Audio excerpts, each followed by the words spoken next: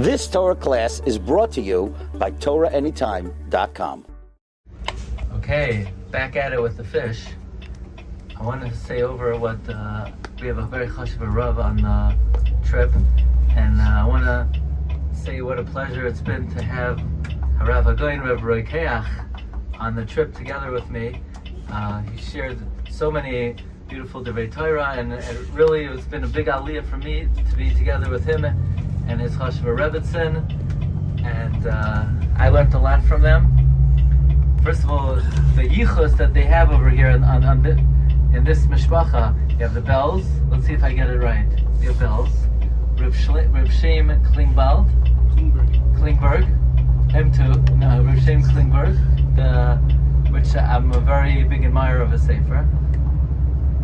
The Rebbe is from the Majid Rebbe, Rav Shamshon Fal Hirsch. Yeah, how am I doing so far? Yes. Yeah, not bad.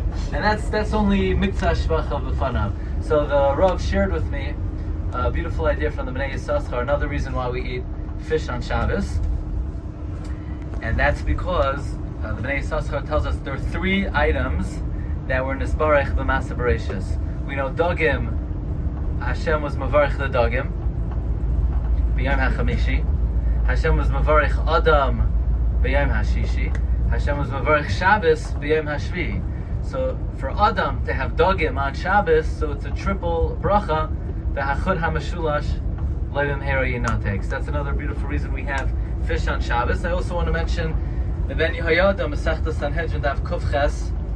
Ben Yehoyada says that the reason we have fish on Shabbos is that we know that Gehenim is not shoyled on Shabbos. So you take your hot shower, you come out of the Gehenim, and you're good to go.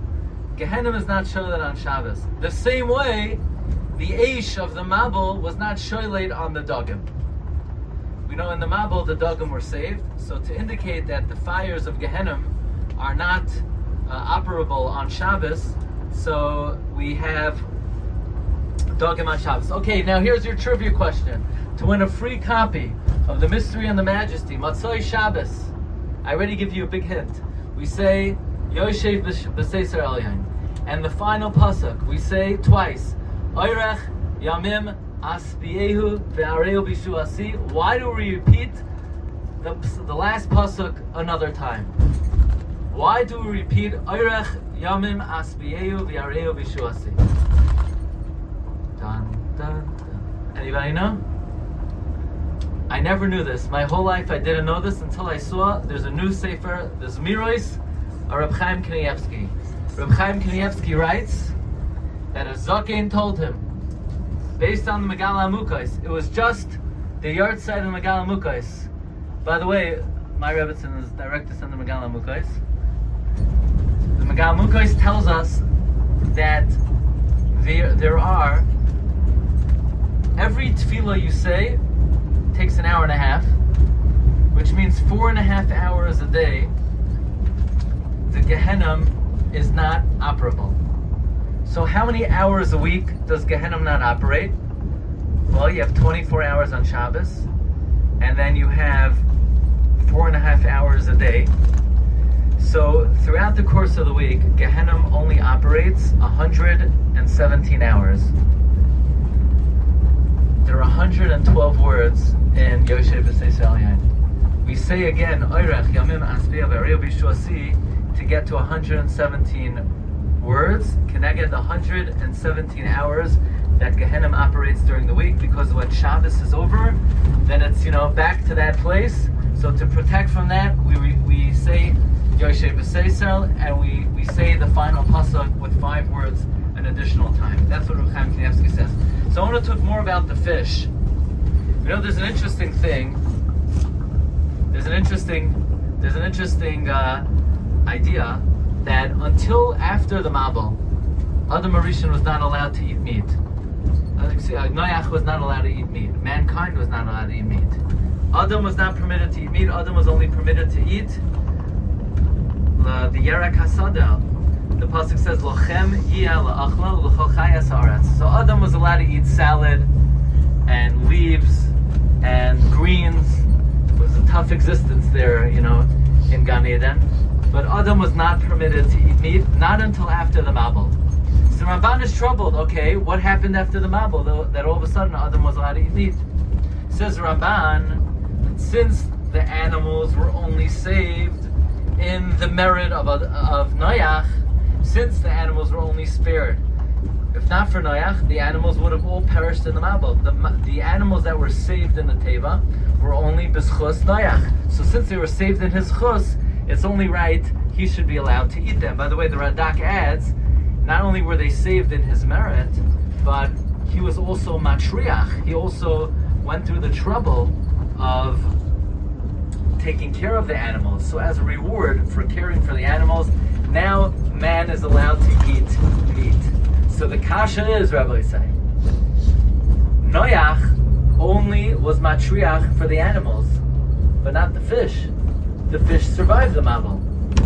So what? Why is Noach allowed to eat the fish?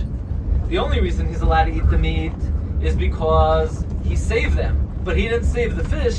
So if he didn't save the fish, then why is he allowed to eat the fish? So says the Avnei Nezer, this is what they say in Sachat. Taka, Noach was not allowed to eat the fish. It was prohibited for him to eat the fish. So when did it become mutter for him to eat the fish? At Kabbalas HaTorah. When was the Torah given? On Shabbos. Says Avnei Nezer, the reason we eat fish on Shabbos is because fish only became mutter to eat on Shabbos. Hakol moedim de b'Shabbos nitna Torah. Okay. But this is a major question because the Gemara in Sanhedrin seems to say explicitly that, okay, maybe you'll give a different answer. Maybe you'll say that Adam Harishon himself was allowed to eat fish from the beginning of creation. So maybe the fish didn't become mutter by the Teva, maybe the fish were always mutter. But the Gemara in Sanhedrin says very clearly that Adam Harishon was not allowed to eat the fish. So now the question is, so when did the fish become mutter?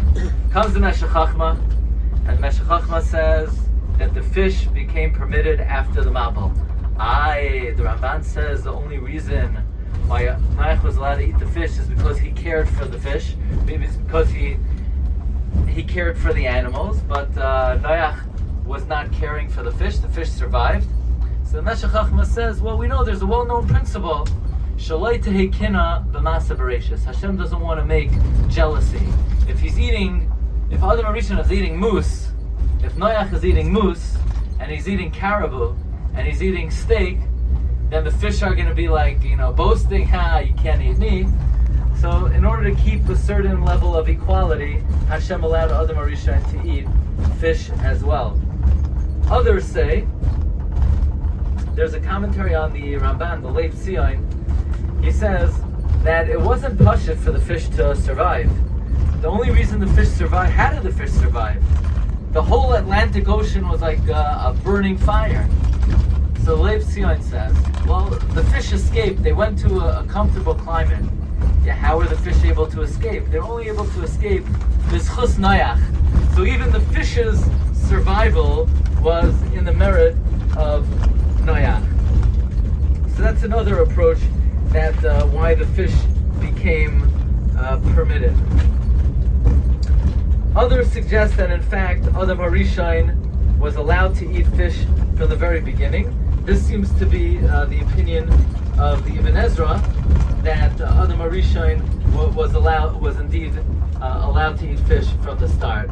So next time you have fish, you could review like one of the earlier Shiurim that we spoke about. When you see a Zayas, you remember the Shiurim of Kezesim.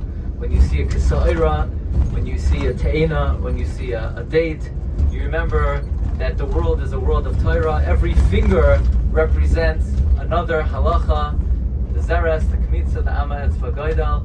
And so too, when it comes to Dagam is a whole Olam b'fnei atzmai, an Olam of Torah. You've just experienced another Torah class brought to you by TorahAnytime.com.